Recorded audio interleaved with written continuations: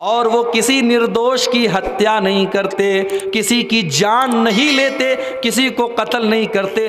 ہاں، جس کو قتل کرنے کا حکم اللہ نے دیا ہے اس کو چھوڑ کر کے وہ کسی کو قتل نہیں کرتے۔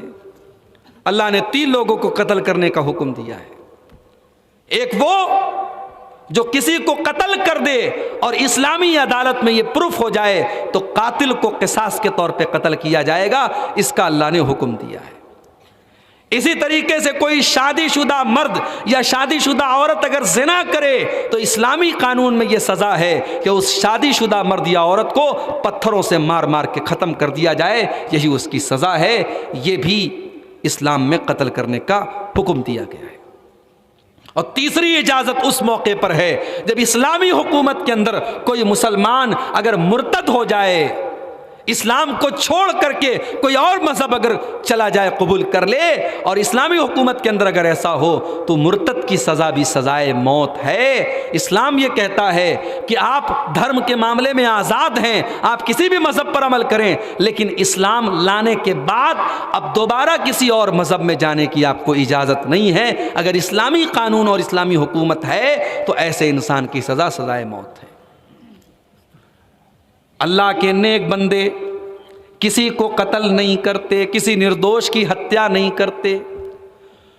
جاؤ یہ آیت ان لوگوں کو جا کر کے سنا دو جو یہ کہتے ہیں کہ اسلام آتنکواد کی تعلیم دیتا ہے، اسلام دہشت گردی کی تعلیم دیتا ہے، اسلام مارنے کاٹنے کی تعلیم دیتا ہے، اور اسلام تو کہہ رہا ہے، اللہ تو کہہ رہا ہے کہ میرے خاص بندے وہ ہوتے ہیں جو کسی نردوش کو قتل نہیں کرتے، کسی بے قصور کو قتل نہیں کرتے۔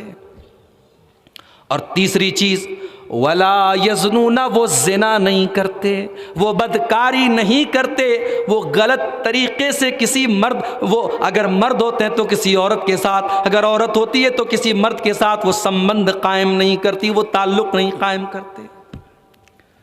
آج ہم نے نکاح کو مشکل بنا دیا، جہیز ہے، بارات ہے، منگنی کی رسم ہے، دنیا بھر کے جھمیلے ہیں، نکاح کرنا اور شادی کرنا اتنا مشکل کام ہو گیا۔ اسی بنگال کے علاقے میں دیکھا 30 سال کے 32 سال کے لڑکے ہو گئے، لڑکیاں ہو گئی، ان کی شادی نہیں ہوئی ہے۔ آپ کیا امید کرتے ہیں؟ جو لڑکا 20 سال کی عمر میں جوان ہو رہا ہے اور آپ 30 سال تک اس کی شادی نہیں کر رہے ہیں، آپ کیا امید کرتے ہیں؟ کیا وہ 5 ٹائم کی نماز پڑھ کر کے اپنے آپ کو زنا سے بچا لے گا؟ کیا وہ جلسوں اور تقریروں میں جا کر کے تقریریں سن کر کے وہ زنا سے بچ جائے گا؟ نہیں میرے بھائی۔ انسان کو بھوک لگی ہو تو اس کو میٹھی میٹھی باتیں کہہ کر کے اس کی بھوک کو نہیں مٹایا جا سکتا۔ انسان کو پیاس لگی ہو تو اس کے سامنے قرآن کی تلاوت کرنے سے اس کی پیاس نہیں بجھے گی۔ ایک لڑکا اور لڑکی جب شادی کی عمر کو پہنچ جائے تو اسلام یہ کہتا ہے کہ اس کی شادی کرو۔ لڑکی اگر بول دے کہ میری شادی کرا دو تو ماں باپ کہیں گے بڑی بے غیرت لڑکی ہے، بڑی بے حیا لڑکی ہے۔ اگر لڑکی کبھی یہ کہہ دے اپنے باپ سے، اپنی ماں سے کہ آپ میرا رشتہ جہاں لگا رہے ہیں، جہاں میری شادی کر رہے ہیں، میں نہیں چاہتی وہاں شادی کرنا، وہ لوگ اچھے نہیں ہیں، لڑکا نمازی نہیں ہے، لڑکا دیندار نہیں ہے، فوراً ٹھپا لگ جائے گا، یہ لڑکی تو بڑی بے حیا ہے، بڑی بے غیرت ہے، اپنی پسند کی شادی کرنا چاہتی ہے۔ میرے بھائیوں، تھوڑے سمجھداری سے کام لو، تھوڑے ہوش کے ناخن لو۔ اگر لڑکا یا لڑکی کسی جگہ رشتے کی بات کر رہے ہیں اور اس رشتے میں بظاہر کوئی خرابی نہیں ہے، لڑکا دیندار ہے، لڑکی دیندار ہے، تو اس کو اپنی ناک کا مسئلہ مت بناؤ، اپنی لڑکی کی شادی وہاں کر دو، اپنی لڑکے کی شادی وہاں کر دو۔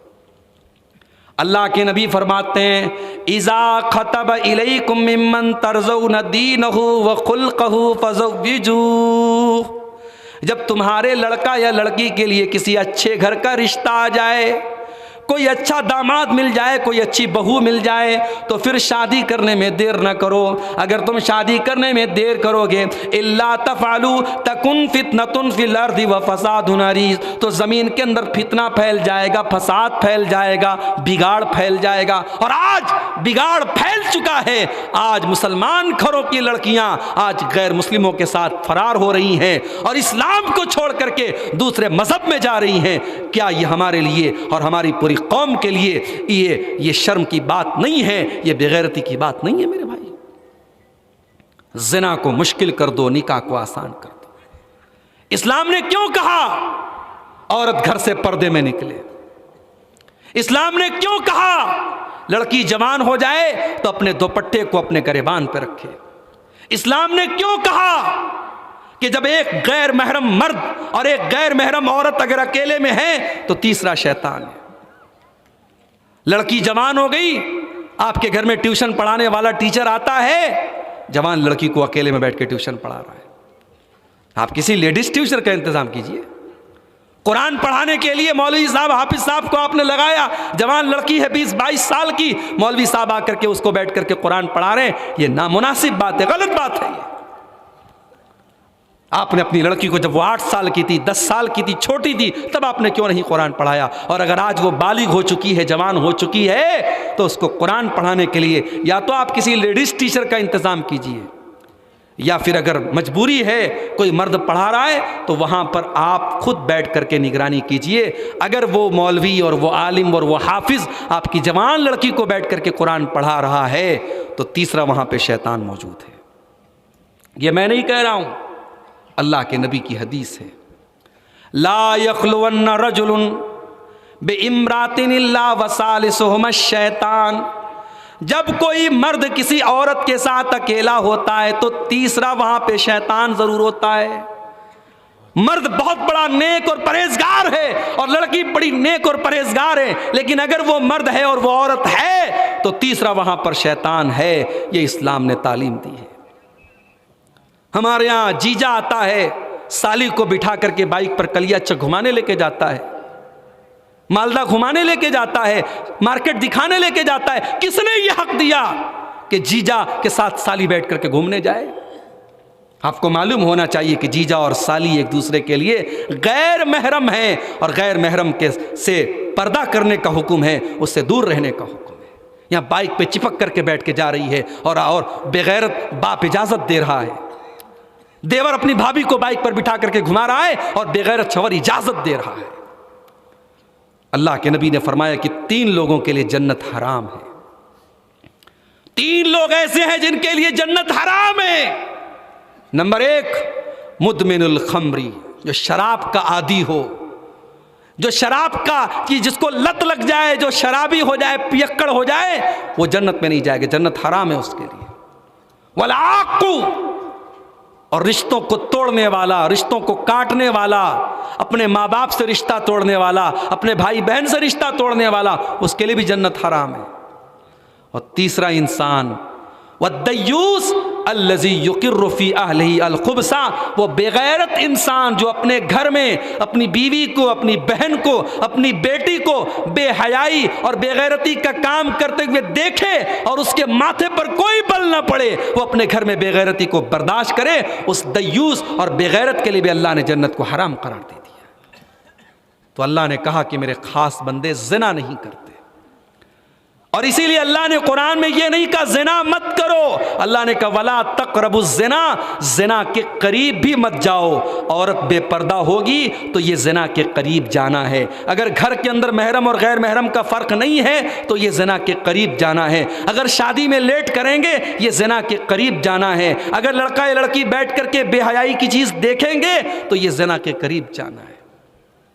ابھی آج کل شاہ رخ خان صاحب کی ایک فلم آئی ہے، بڑا پرچار ہو رہا ہے اس کا، ہمارے مولوی صاحب بھی تقریر میں اس کا ذکر کر رہے تھے، اور اس کو تو اتنا پروموٹ کیا جا رہا ہے جیسے کہ اب بالکل اسلام کا بہت بڑا کام ہو گیا ہے، جب تک اس فلم کو نہ دیکھا جائے ایمان مکمل نہیں ہو سکتا، اتنا پرچار اس کا کیا جا رہا ہے، جس میں ناچ گانا دکھایا گیا ہو، جس کے اندر بے حیائی والے کپڑے پہنے گئے ہوں، اس فلم کو دیکھنے سے کوئی اسلام کو ترقی نہیں ملتی۔ میرے بھائی آپ بچیں اور اپنے بچوں کو بچائیں، بے حیائی کی چیزیں دیکھیں گے تو زنا کے قریب لے کے جائیں گے آپ۔ اور میں اپنی بہنوں سے کہنا چاہوں گا جو انسٹاگرام چلاتی ہیں، جو واٹس ایپ چلاتی ہیں، اپنے نوجوانوں سے کہنا چاہوں گا کہ یہ موبائل اور یہ سوشل میڈیا، جہاں آپ کسی سے چیٹنگ کر رہے ہیں آپ کو پرائیویسی مل گئی، آپ کس سے بات کر رہے ہیں یا تو آپ جانتے ہیں یا اللہ جانتا ہے، لیکن یاد رکھیے ایک معمولی سی چیٹنگ، انسٹاگرام اور واٹس ایپ اور فیس بک پر ایک معمولی سی بات چیت، کبھی کبھی شیطان اس کو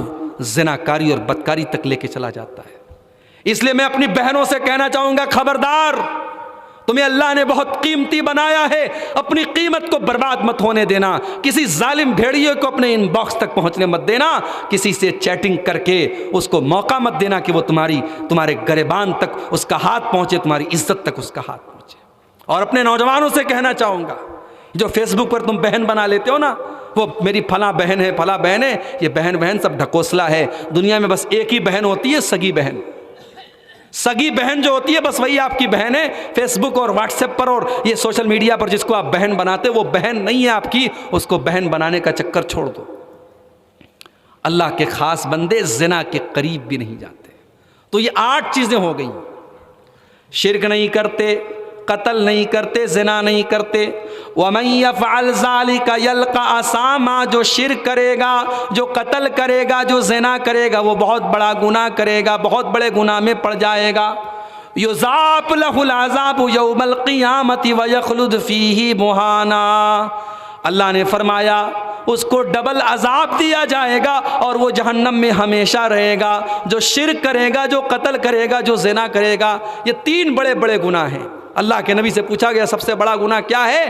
آپ نے فرمایا ان تجعل للہ ندا وہو خلقک، اللہ کے برابر کسی اور کو بنانا۔ پھر پوچھا گیا اللہ کے نبی دوسرا سب سے بڑا گناہ کیا ہے؟ آپ نے فرمایا ان تقتل ولدک خشیۃ ان یطعم معک، اپنی اولاد کو قتل کرنا۔ پھر پوچھا گیا اللہ کے نبی تیسرا سب سے بڑا گناہ کیا ہے؟ آپ نے فرمایا ان تزانی حلیلۃ جارک، اپنے پڑوسی کی بیوی کے ساتھ زنا کرنا۔ تو شرک کرنا، قتل کرنا اور زنا کرنا، یہ 3 بڑے بڑے گناہ ہیں، اکبر الکبائر ہیں۔ اللہ کے خاص بندے ان تینوں گناہوں سے بچتے ہیں۔ الا من تابا، جب اللہ نے ان 3 بڑے بڑے گناہوں کا ذکر کیا تب ایک سوال پیدا ہوا، اے اللہ، اگر کوئی آج تک شرک کرتا تھا اور اب اس کے دل میں توبہ کا خیال پیدا ہو گیا، آج تک وہ زنا کرتا تھا، آج اس کے دل میں توبہ کا خیال آ گیا، آج تک اس نے کسی کو قتل کیا تھا، اب آج وہ توبہ کرنا چاہتا ہے، تو اے اللہ کیا اس کو توبہ کی اجازت ملے گی کہ نہیں ملے گی؟ اللہ نے فرمایا الا من تاب وآمن وعمل عملا صالحا فاولئک یبدل اللہ سیئاتہم حسنات۔ اللہ نے فرمایا توبہ کر لو، ایمان لے آؤ اور نیک عمل کر لو، ہم تمہاری توبہ کو قبول بھی کریں گے اور ہم تمہارے گناہوں کو نیکی سے بدل دیں گے۔ کل تک تم نے جو پاپ کیا تھا اگر سچی توبہ کر لو، ہم تمہارے پاپوں کو، تمہارے گناہوں کو نیکی میں بدل دیں گے۔ وَمَن تَابَ وَعَمِلَ صَالِحًا فَإِنَّهُ يَتُوبُ إِلَى اللَّهِ مَتَابًا، اور جو سچی توبہ کرتا ہے وہ در حقیقت اللہ کی طرف لوٹ کر کے آتا ہے۔ گناہ کا مطلب ہے کہ آپ غلط راستے پہ چلے گئے تھے، جب توبہ آپ نے کر لیا تو آپ صحیح راستے پہ لوٹ آئے۔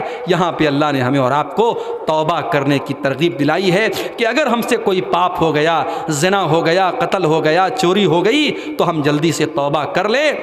لوگ کہتے ہیں صبح کا بھولا شام کو لوٹ آئے، تو اس سے بھولا نہیں کہتے۔ اللہ کہتا ہے تم جب بھی توبہ کر لو ہم تمہارے گناہوں کو معاف کر دیں گے، بلکہ ہم تمہارے گناہوں کو نیکیوں میں بدل دیں گے۔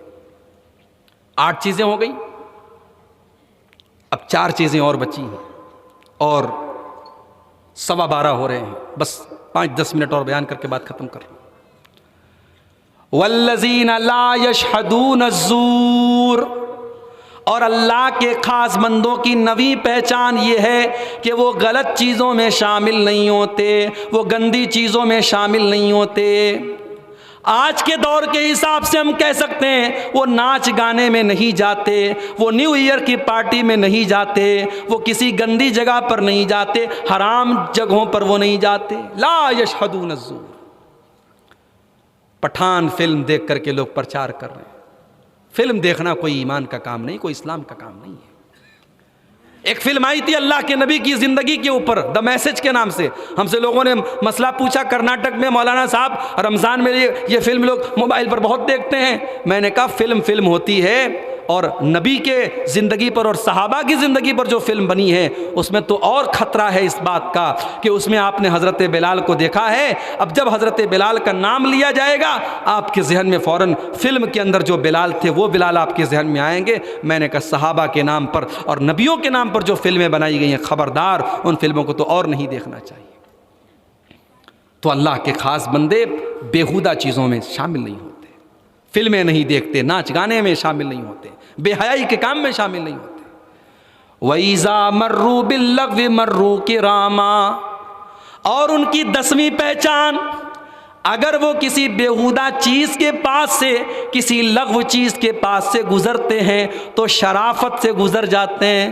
راستہ چل رہے ہیں، ایئرپورٹ کے اوپر جا رہے ہیں، ایک لڑکی گزرتی ہے جو منی اسکرٹ پہن کر کے جا رہی ہے، جو پوری باڈی کو دکھا کر کے جا رہی ہے، پورے شریر کو دکھا کر کے جا رہی ہے۔ وَإِذَا مَرُّوا بِاللَّغْوِ مَرُّوا كِرَامًا، وہ اپنی نظروں کی حفاظت کر کے گزر جاتے ہیں، وہ لغو چیزوں کے پاس سے شرافت سے گزر جاتے ہیں۔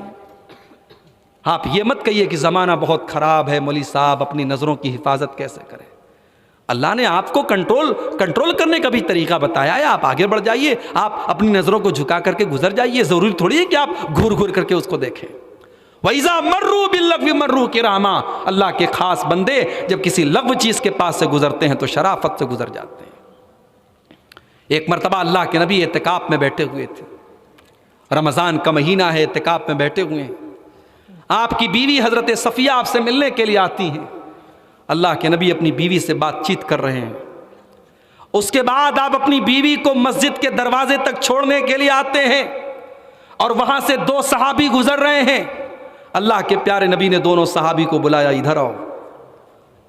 آپ نے کہا کہ اے میرے دونوں صحابی، یہ جو عورت ابھی گئی ہے اور جس کو میں مسجد کے دروازے تک چھوڑنے کے لیے آیا تھا، یہ کوئی غیر عورت نہیں تھی، یہ میری بیوی صفیہ تھی۔ دونوں صحابہ پریشان ہو گئے، اے اللہ کے نبی، یہ کیسی باتیں آپ کر رہے ہیں؟ آپ ہمیں صفائی کیوں دے رہے ہیں؟ ہم آپ سے صفائی تو نہیں مانگ رہے ہیں۔ آپ نے فرمایا، اے میرے صحابہ، شیطان انسان کے بدن میں ویسے ہی دوڑتا ہے جیسے خون دوڑتا ہے، اس لیے صفائی دینا ضروری ہے اور یہ بتانا ضروری ہے کہ یہ میری بیوی تھی، کوئی اور عورت نہیں تھی۔ اس حدیث سے علماء نے یہ مطلب نکالا ہے کہ انسان کو ایسی جگہ پر جانے سے بچنا چاہیے جہاں جانے سے لوگوں کو شک ہو کہ ہاں یہ غلط کام کرتا ہے یا غلط چیز میں پڑا ہوا ہے۔ انسان کو غلط جگہوں سے اتنا دور رہنا چاہیے۔ وَإِذَا مَرُّوا بِاللَّغْوِ مَرُّوا كِرَامًا، کسی لغو چیز کے پاس سے، کسی بیہودہ چیز کے پاس سے، کسی گندی چیز کے پاس سے کبھی گزرتے ہیں تو شرافت کے ساتھ گزر جاتے ہیں۔ نمبر 11، وَالَّذِينَ إِذَا ذُكِّرُوا بِآيَاتِ رَبِّهِمْ لَمْ يَخِرُّوا عَلَيْهَا صُمًّا وَعُمْيَانًا۔ اللہ کے خاص بندے تو وہ ہوتے ہیں جب قرآن کی آیتیں ان کے سامنے پڑھی جاتی ہیں تو وہ اندھے اور بہرے بن کر کے گر نہیں جاتے، بلکہ قرآن کے اوپر غور کرتے ہیں، قرآن کو سمجھ کر کے پڑھتے ہیں۔ ہماری جوان لڑکی اسکول میں پڑھی ہے، کالج میں پڑھی ہے، گریجویشن اس نے کیا ہے، ہم نے قرآن کے نام پر ایک حافظ جی کو لگا دیا، رٹو طوطے کی طرح حافظ جی نے قرآن پڑھا دیا۔ سارا قرآن ہماری جوان بیٹی نے پڑھا، مگر قرآن کی ایک آیت کا مطلب اس کو نہیں معلوم، نہ اس کو ایمان کا مطلب پتہ ہے، نہ اس کو پردہ کا مطلب پتہ ہے، نہ اس کو حیا کا مطلب پتہ ہے، اس نے قرآن کو رٹو طوطے کی طرح پڑھ لیا ہے۔ اس لیے آج حالات یہ ہیں کہ ہماری بیٹیاں دوسروں کے ساتھ بھاگ کر کے اپنے ایمان کا سودا کر رہی ہیں۔ او لوگو، رٹو طوطے کی طرح قرآن کو پڑھنا بند کر دو، قرآن کو سمجھنے کی کوشش کرو، قرآن کو اس کے عنوان کے ساتھ، اس کے ترجمہ کے ساتھ، اس کی تفسیر کے ساتھ پڑھنے کی کوشش کرو، ورنہ آپ کا شمار بھی انہی لوگوں میں سے ہوگا۔ والذین اذا ذکروا بآیات ربہم، جب قرآن ان کے سامنے پڑھا جاتا ہے تو اندھے اور بہرے بن کر کے قرآن کو سنتے ہیں۔ اللہ کے خاص بندے ایسا نہیں کرتے، وہ تو قرآن کی ایک ایک آیت کے اوپر غور کرتے ہیں۔ یہ قرآن کوئی معمولی کتاب ہے؟ اس قرآن کے بارے میں اللہ نے فرمایا، لو انزلنا هذا القرآن على جبل لرأيته خاشعا متصدعا من خشیۃ اللہ۔ اس قرآن کو اگر ہم نے کسی پہاڑ کے اوپر بھی اتارا ہوتا تو پہاڑ بھی اللہ کے خوف سے چور چور ہو جاتا، ریزہ ریزہ ہو جاتا۔ اس قرآن کے اندر جب اتنی شکتی ہے، اتنا پاور ہے، اتنی طاقت ہے، میرے پیارے ساتھیوں، آج تراویح کے اندر وہی قرآن پڑھا جا رہا ہے، ہمارے اوپر کوئی اثر نہیں ہو رہا ہے، کیونکہ ہم نے رٹو طوطے کی طرح قرآن کو پڑھا ہے۔ ہم نے قرآن کو کبھی سمجھنے کی کوشش نہیں کی، ہم نے قرآن کا ٹرانسلیشن، اس کا انواد سمجھنے کی کوشش نہیں کی۔ اس لیے اپنے بچے اور بچیوں کو بچاؤ میرے بھائیوں. اور اسی لیے اللہ نے اپنے خاص بندوں کی آخری پہچان جو بتائی وہ بڑی پیاری چیز ہے. والذین یقولون ربنا ھب لنا من ازواجنا وذریاتنا قرۃ اعین واجعلنا للمتقین اماما.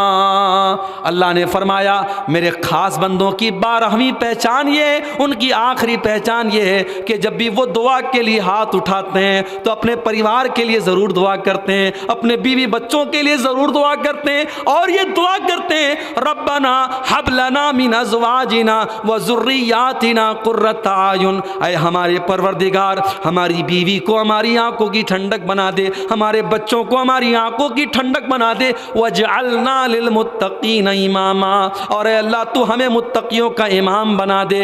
اے اللہ اتنا نیک بنا دے، اتنا پرہیزگار بنا دے کہ ہم متقیوں کے امام بن جائیں اور لوگ ہم کو دیکھ کر کے ہم کو لوگ آئیڈیل بنا لیں، لوگوں کے ہم امام بن جائیں، لوگوں کے پیشوا بن جائیں.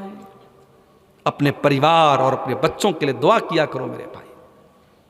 اگر آپ چاہتے ہو کہ کل یہ بچے کامیاب ہوں، آپ کی فیملی کامیاب ہو، تو اپنے آپ کو نیک بناؤ. آپ جب نیکی کا کام کریں گے، آپ جب اپنی اصلاح کریں گے، آپ اپنے آپ کو سدھاریں گے، آپ کے بچے آٹومیٹک سدھریں گے، آپ کی بیوی آٹومیٹک سدھرے گی، اور آپ کی نیکی کا فائدہ آپ کے بچوں کو ملے گا. قرآن کا 16واں پارہ اٹھاؤ. حضرت موسیٰ علیہ السلام اور حضرت خضر علیہ السلام جا رہے ہیں، ایک گاؤں میں جاتے ہیں، بھوکے ہیں پیاسے ہیں، گاؤں والوں سے کھانا مانگتے ہیں، گاؤں والے کھانا دینے سے انکار کر دیتے ہیں. حضرت خضر نے دیکھا کہ ایک دیوار گرنے والی ہے. حضرت خضر کھڑے ہوتے ہیں اور دیوار کو سیدھا کر دیتے ہیں. حضرت موسیٰ کو بڑا غصہ آتا ہے، کہتے ہیں کہ آپ کو کیا ضرورت ہے ایسا کام کرنے کی؟ اتنے کنجوس لوگ، اتنے بخیل لوگ ہیں، انہوں نے ایک گلاس پانی ہم کو نہیں پلایا اور ایک روٹی نہیں کھلائی، اور آپ نے ان کی دیوار کو سیدھا کر دیا. حضرت خضر نے جواب دیا وَأَمَّا الْجِدَارُ فَكَانَ لِغُلَامَيْنِ يَتِيمَيْنِ فِي الْمَدِينَةِ وَكَانَ تَحْتَهُ كَنْزٌ لَهُمَا. اے موسیٰ وہ جو دیوار تھی وہ 2 یتیم بچوں کے مکان کی دیوار تھی، اور دیوار کے نیچے ان کے باپ نے خزانہ چھپا کر کے رکھا تھا. اگر دیوار گر جاتی اور خزانہ باہر آ جاتا تو گاؤں والے ان کا خزانہ لوٹ لیتے. اللہ تعالیٰ نے مجھے حکم دیا کہ میں دیوار کو سیدھا کر دوں تاکہ ان کے خزانے کی حفاظت ہو جائے، اور کل جب وہ بچے جوان ہو جائیں اور بالغ ہو جائیں اپنے باپ کا خزانہ نکال کر کے اس سے فائدہ اٹھا لیں. اور جانتے ہو اے موسیٰ اللہ نے ان بچوں کے ساتھ اتنا بڑا احسان کیوں کیا؟ اس لیے کہ ان کا باپ نیک تھا. وَكَانَ أَبُوهُمَا صَالِحًا، ان کا باپ نیک تھا. ماں باپ اگر نیک ہوں ان کے بچوں کو ان کی نیکی کا پھل ملتا ہے میرے بھائی. اس لیے اپنے آپ کو نیک بناؤ، اور جب آپ نیک بنیں گے آپ کے بچے آپ کو دیکھ کر کے بھی نیک بنیں گے. حضرت عبداللہ بن مسعود رضی اللہ تعالیٰ عنہ رات میں تہجد کی نماز پڑھ رہے ہیں اور اللہ کی بارگاہ میں رو رہے ہیں، اور ان کا چھوٹا بچہ ان کو دیکھ رہا ہے. تو عبداللہ بن مسعود سلام پھرنے کے بعد اپنے بچے سے کہتے ہیں من اجلک یا بنیا، من اجلک یا بنیا، اے میرے بچے تیرا باپ رات میں اٹھ کر کے تہجد پڑھ رہا ہے تیرے لیے، تیری بھلائی کے لیے، کہ کل جب تو بڑا ہو، تو جوان ہو، تو تیرے باپ کی نیکی کا پھل تجھے ملے، تیرے باپ کی نیکی کا بدلہ تجھے ملے. میرے بھائیو اپنے بچوں کی تربیت پر دھیان دو، اپنے اولاد کی تربیت پر دھیان دو. اگر آپ نے اپنی اولاد کی تربیت پر دھیان نہیں دیا تو ایسی اولاد سے بے اولاد بہتر ہے. اگر ہم اپنے بچوں کو اس لائق نہیں بنا سکے کہ ہمارے مرنے کے بعد ہمارا بیٹا جنازے کی نماز میں کھڑا ہو کر کے ہمارے لیے مغفرت کی دعا کر سکے، تو ایسی اولاد سے تو بے اولاد ہونا بہتر ہے. اسی لیے اللہ کے نبی نے مرنے کے بعد جو 3 چیزیں انسان کے کام آتی ہیں آپ نے فرمایا او ولد صالح یدعو لہ، انسان ایسے نیک اولاد کو چھوڑ کے جائے جو مرنے کے بعد اس کے لیے دعا کرے. آپ ایسی اولاد کو چھوڑ کے جائیے. اسی لیے اللہ کے خاص بندے یہ دعا کرتے ہیں ربنا ھب لنا من ازواجنا وذریاتنا قرۃ اعین، کہ اے اللہ ہمارے بیوی بچوں کو ہماری آنکھوں کی ٹھنڈک بنا دے، ہمارے دل کا چین بنا دے، ہمارے دل کا سکون بنا دے، اور اے اللہ تو ہمیں متقیوں کا امام بنا دے. تو یہ 12 چیزیں ہیں. یہ تو میں نے تقریر میں بیان کر دیا، لیکن میں آپ سے گزارش کروں گا کہ آپ گھر میں جب جائیں، آپ کے گھر میں بنگلہ کا قرآن ہوگا، بنگلہ انواد والا، آپ سورہ فرقان کی آیت نمبر 63 سے لے کر کے 76 تک کا ایک بار اور غور سے مطالعہ کریں اور کوشش کریں کہ یہ 12 چیزیں ہمارے اندر پیدا ہو جائیں۔ اللہ سے دعا کیجئے اللہ یہ 12 چیزیں ہم سب کو اپنے اندر پیدا کرنے کی توفیق عطا فرمائے۔ رب العالمین ہماری ماں بہنوں کو، ہمارے نوجوانوں کو، اس وقت فتنوں کا دور ہے، بے حیائی کا دور ہے، زناکاری اور بدکاری کا دور ہے، اللہ ہمارے نوجوانوں کی حفاظت کرے، اللہ ہماری ماں بہنوں کی حفاظت کرے۔ آج کا یہ پروگرام جس طریقے سے آپ نے سنا ہے، کل بھی آپ کو، ہم سب کو اس پروگرام میں شامل ہونے کی توفیق عطا فرمائے۔ جو ہم میں بیمار ہے اللہ ان کو شفا عطا فرمائے، جو روزی روٹی سے پریشان ہے اللہ ان کے کاروبار میں برکت نصیب فرمائے، اللہ جب تک دنیا میں زندہ رکھے اسلام پر زندہ رکھے اور ہم سب کا خاتمہ ایمان پر ہو، آمین۔ وآخر دعوانا الحمدللہ رب العالمین، والسلام علیکم ورحمۃ اللہ وبرکاتہ۔